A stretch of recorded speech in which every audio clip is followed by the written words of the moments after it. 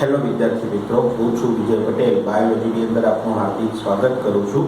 આજે આપણે ધોરણ 11 સાયન્સ પ્રકરણ નંબર 5 આજનો આપણો ટોપિક છે કે જરાયુ વિન્યાસ. ટોપિક છે જરાયુ વિન્યાસ. જરાયુ વિન્યાસ એટલે શું? જરાયુ વિન્યાસ એટલે શું? તો બીજાશયમાં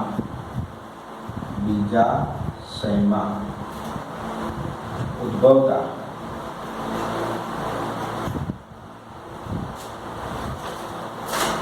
જરાયુ ઉપર અંડકોની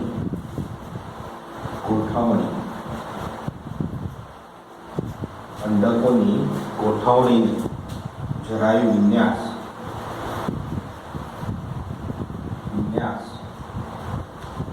કહે છે. બીજાશયની અંદર જરાયુ ઉત્પન્ન થાય અને જરાયુ ઉપર અંડકોની જે ગોઠવણી થાય છે એ ગોઠવણીને તમે શું કહી શકો છો? જરાયુ વિન્યાસ કહી શકો છો. એની અંદર એ મુખ્યત્વે પ્રકારો પડતા હોય છે. તો જરાયુ વિન્યાસના પ્રકારોમાં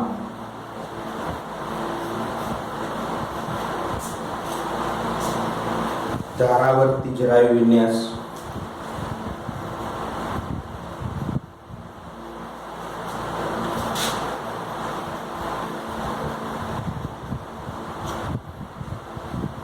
અક્ષવર્તી જરાયુ વિન્યાસ,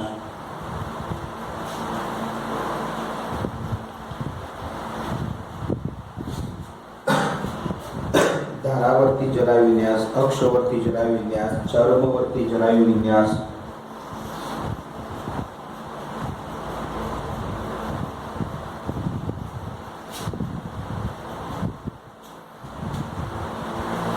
મુક્ત કેન્દ્રસ્થ જરાયુ વિન્યાસ,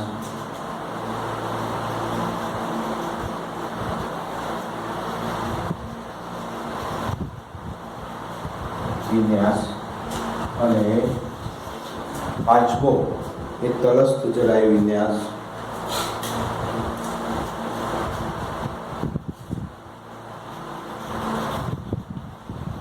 આ એના પ્રકારો છે. આપણે એ દરેક પ્રકાર વિશે આકૃતિસહ એ અભ્યાસ કરવાનો છે. તો જોઈએ આપણે કે બીજાશય ઉપર ઉદ્ભવતા જરાયુ અને જરાયુ ઉપર એ અંડકોની ગોઠવણી કેવી રીતે થતી હોય છે. આ જરાયુ એ કેવી વસ્તુ છે? જરાયુ એક્ઝેક્ટલી શું છે? તો કોઈ પણ વનસ્પતિ દેહ હોય અને અંડક એ શું છે? વનસ્પતિનું નવું બાળ સજીવ છે. તો માતૃ અને નવા બાળ, તો આ બાળ છે અને આ માતૃ સજીવ છે. તો માતૃ અને નવા બાળ વચ્ચેનું જોડાણ એ કયું છે? જરાયુ છે. જરાયુની મદદથી માતૃમાંથી પોષક તત્વો, પાણી હોય, ખનિજ ક્ષારો હોય, ખોરાક હોય એ અંડકની અંદર એ આવતો હોય છે અને અંડકમાંથી બીજનું નિર્માણ એ થતું જોવા મળે છે. તો માતૃ અને બાળ વચ્ચેનું માધ્યમ એ જરાયુ પૂરું પાડે છે. તો જોઈએ આપણે 1 by 1 એ સૌપ્રથમ એ ધારાવર્તી પ્રકારનો જરાયુ વિન્યાસ.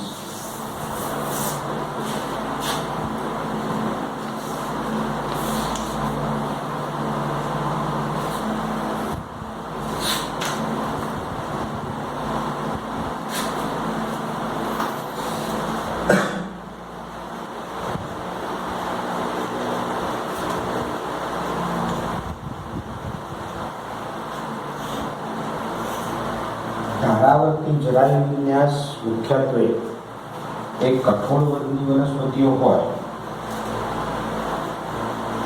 વર્ગની વનસ્પતિઓમાં કે જેમનું ફળ સિંગ પ્રકારનું હોય.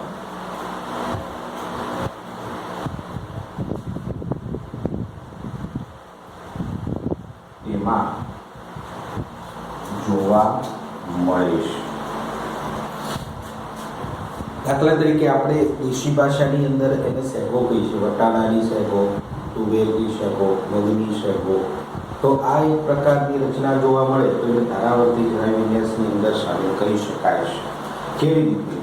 તો કઠોળવર્ગી વનસ્પતિઓની અંદર આ એનું એ બીજાશય હોય છે. આ પ્રકારે એનું બીજાશય હોય છે અને બીજાશયની અંદર આ બંનેની ધારો છે. તો બીજાશયની બંને એ ધારો, વક્ષ સપાટી પરની બંને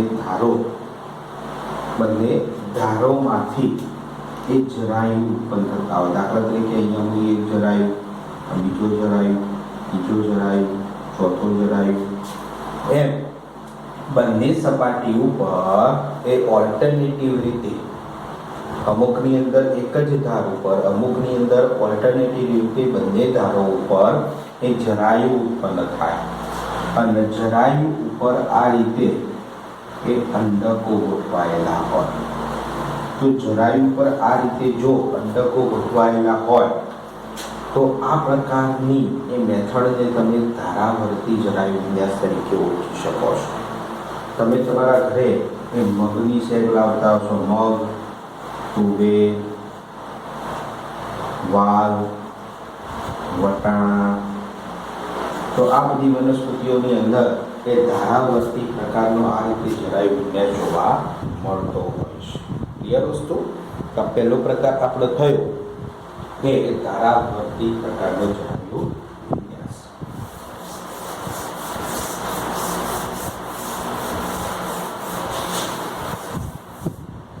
બીજો પ્રકાર આવે છે અક્ષવર્તી જરાયુ વિન્યાસ. કયો? અક્ષવર્તી એ જરાયુ વિન્યાસ.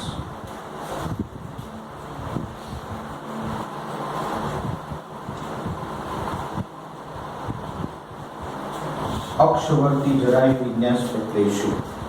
તો અક્ષવર્તી જરાયુ વિન્યાસ એટલે કે બીજાશયના કેન્દ્ર વિસ્તારમાં ગોઠવાયેલી ધરી ઉપરથી જરાયુ ઉત્પન્ન થાય. બીજાશયની કેન્દ્ર વિસ્તારમાં ગોઠવાયેલી, દાખલા તરીકે એ બીજાશય હોય આ પ્રકારે, આ બહારનું સ્તર છે, આ બીજાશયનું અંદરનું સ્તર છે, અંતઃસ્તર. આ બીજાશયનો કેન્દ્રવાળો વિસ્તાર છે, કેન્દ્રની ધરી છે. તો બીજાશયના કેન્દ્રવાળા વિસ્તારમાંથી એ શું થાય? જરાયુ ઉત્પન્ન થાય આ રીતે.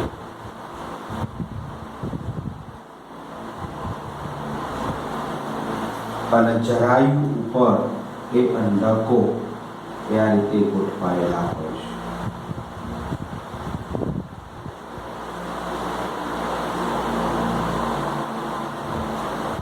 બીજાશયની એ કેન્દ્ર વિસ્તારમાં આવેલી ધરી પરથી એ જરાયુ ઉત્પન્ન થાય છે.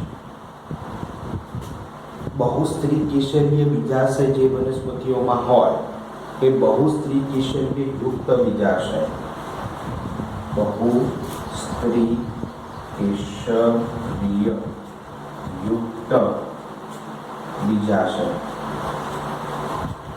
દર્શાવતી જે વનસ્પતિઓ ખરી એની અંદર એ આ પ્રકારની ગોઠવણી જોવા મળે છે. અને એની અંદર દરેક સ્ત્રી કેસર એ એક કોટરનું નિર્માણ કરે છે. તો આ વચ્ચે એક પડદા જેવી રચના ક્રિએટ થાય છે. તો આ એક કોટર બની, આ બીજું કોટર બની, આ ત્રીજું કોટર બની. તો જેટલા કોટરો હોય એટલા જ સ્ત્રી કેસરો હોય. તો એક કોટર હોય તો એક સ્ત્રી કેસર, બીજું કોટર હોય તો બે સ્ત્રી કેસર, ત્રીજું કોટર હોય તો 3 સ્ત્રી કેસર. અહીંયા આકૃતિની અંદર આપણે 3 સ્ત્રી કોટરો બતાવેલા છે. તો આ વનસ્પતિનું બીજાશયની અંદર એ આ વનસ્પતિમાં કેટલા સ્ત્રી કેસરો જોવા મળતા હશે? 3 સ્ત્રી કેસર. પણ કેવા? યુક્ત એ જોવા મળે, જોડાયેલા જોવા મળે છે. અને આ પ્રકારની રચના અને દરેક કોટરની અંદર એ જરાયુ ઉપર અંડકો એ ઉત્પન્ન થતા હોય. એની સંખ્યા એ 2, 4, 6, 8 હોઈ શકે છે. બરાબર. આ વનસ્પતિઓની અંદર દાખલા તરીકે કઈ વનસ્પતિઓની અંદર આ પ્રકારનું એ રચના જોવા મળે છે? તો ટામેટા અને લીંબુ જેવી વનસ્પતિઓ ખરી. તમે એ લીંબુને કાપો, ટામેટાને કાપો તો તમને આ પ્રકારની રચના જોવા મળશે. તો લીંબુ, ટામેટા જેવી વનસ્પતિઓમાં એ અક્ષવર્તી પ્રકારનો જણાયું વિન્યાસ એ પ્રેઝન્ટ થશે. હવે આપણે એક ત્રીજો પ્રકાર આગળ વધીએ.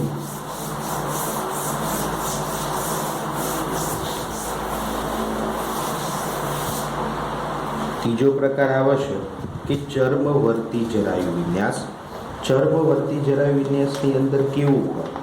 તો બીજાશયની અંદરનું સ્તર, અંતઃસ્તર પરિધવર્તીય રીતે ઉત્પન્ન થાય છે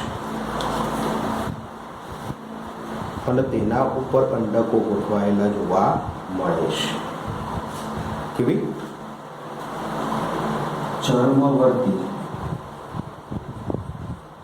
જરાયુ વિન્યાસ. અને ચર્મવર્તી જરાયુ વિન્યાસની અંદર બીજાશય નું અંતઃસ્તર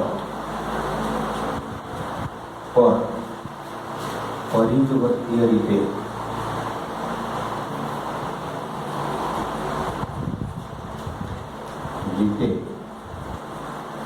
જરાયુ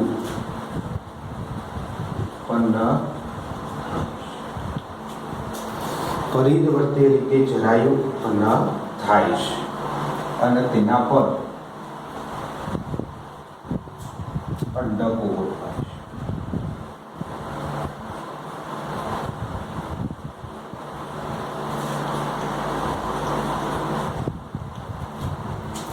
દાખલા તરીકે આ બીજાશય છે, આ બહારનું સ્તર છે, બીજાશયનું આ અંદરનું સ્તર. તો બીજાશયનું અંદરનું સ્તર એટલે કે અંતઃસ્તર, એ અંતઃસ્તરની ઉપર આ પ્રકારે એ જરાયુ ઉત્પન્ન થતા હોય છે.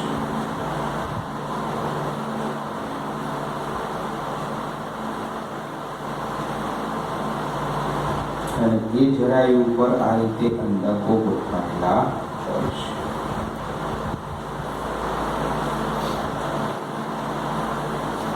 આ રીતે એ અંડકો ગોઠવાયેલા હોય છે. આમ તો ચર્મવર્તી પ્રકારની જરાયુ વિન્યાસ એ એક કોઠરીય રચના છે. આખું એક કોઠર જ છે. પણ અમુક વનસ્પતિઓ એવી છે, એક જ સ્ત્રી કેસર દ્વારા આ એક કોઠરીય રચનામાં અંડકો ગોઠવાય ચર્મવર્તી. પણ અમુક એવી કુળની વનસ્પતિઓ છે, જેમ કે ક્રુસીફેરી કુળની વનસ્પતિઓ. કયું કુળ? ક્રુસીફેરી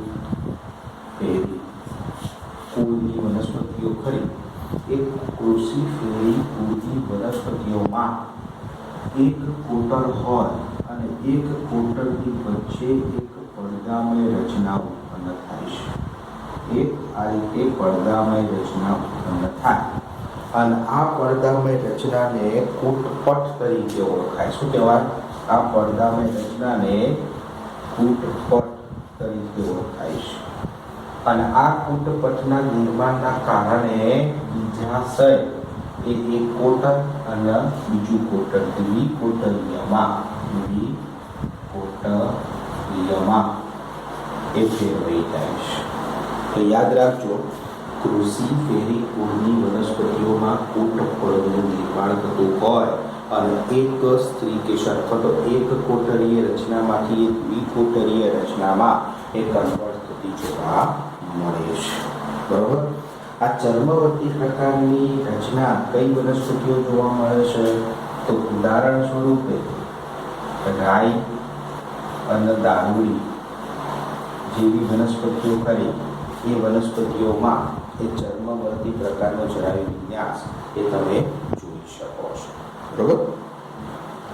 હવે આપણે આવે છે નેક્સ્ટ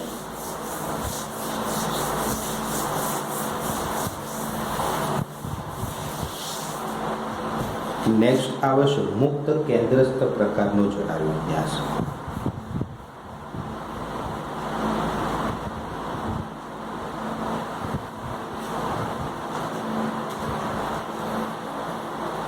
મુક્ત કેન્દ્રસ્થ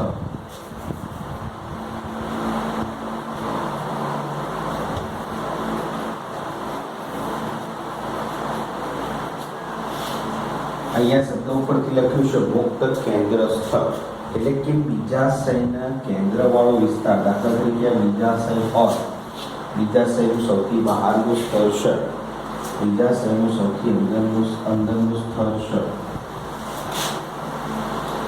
અને બીજાશયનો આ કેન્દ્રવાળો ભાગ છે. તો કેન્દ્રની આ ધરી ખરી, તો કેન્દ્રની આ ધરી છે અને એ ધરી ઉપર એ આ રીતે એ જરાયુ ઉત્પન્ન થાય અને એ જરાયુ ઉપર એ અંડકોની ગોઠવણી જોવા મળતી હોય છે.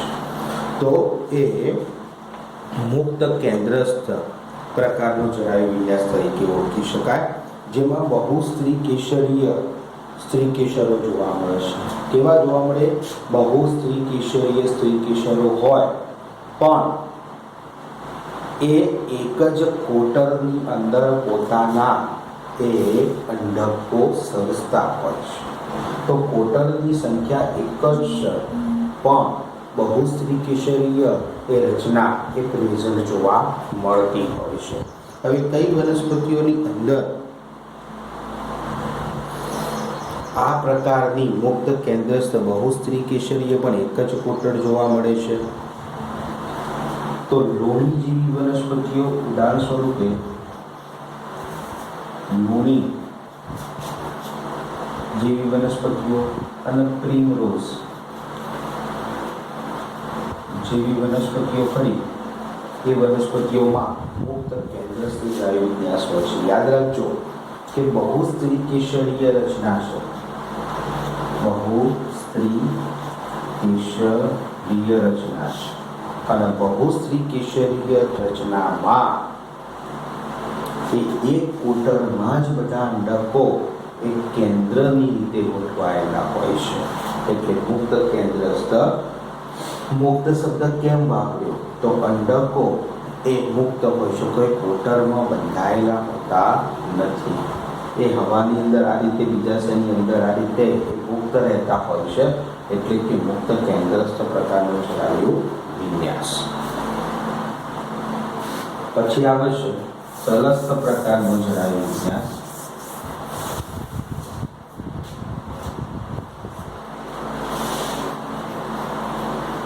તલસ્થ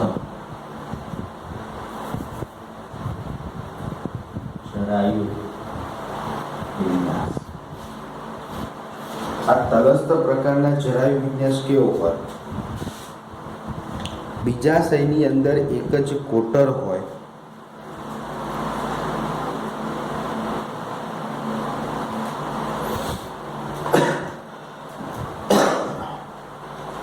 તલસ્થ પ્રકારનો જરાયુ વિન્યાસ ખરો. તલસ્થનો મતલબ શું થાય? તો તલસ્થ મીન્સ નીચે. કોના નીચે? અહીંયા આપણે બીજાશયની વાત કરીએ છીએ. લખી શકાય કે બીજાશયના તળ પ્રદેશ અથવા તો એના તલસ્થ ભાગે એક જ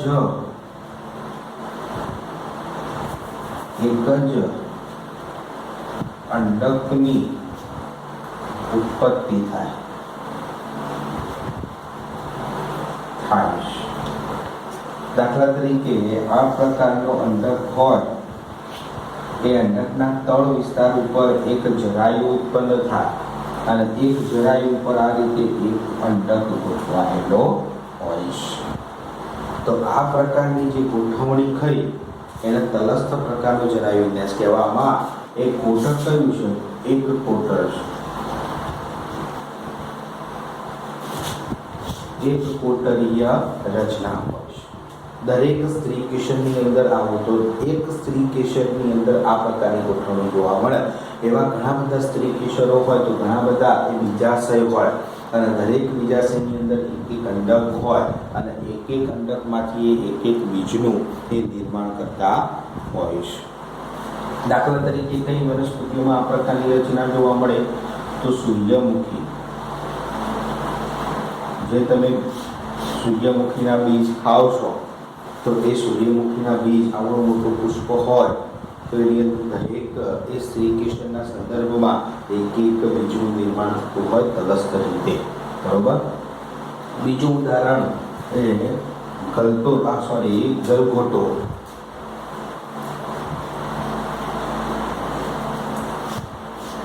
ગલગોટો. તો ગલગોટાની અંદર પણ એ આ પ્રકારની રચના જોવા મળતી હોય છે. તો આજે આપણે આ ભણ્યા કે જરાયુ વિન્યાસ અને જરાયુ વિન્યાસના એ 5 પ્રકારો મહત્વના છે. એક માસના પ્રશ્નોમાં તદુપરાંત લોંગ ક્વેશ્ચનની અંદર પણ આકૃતિ સહિત એક પ્રશ્ન એ પૂછાતો હોય છે. ક્લિયર?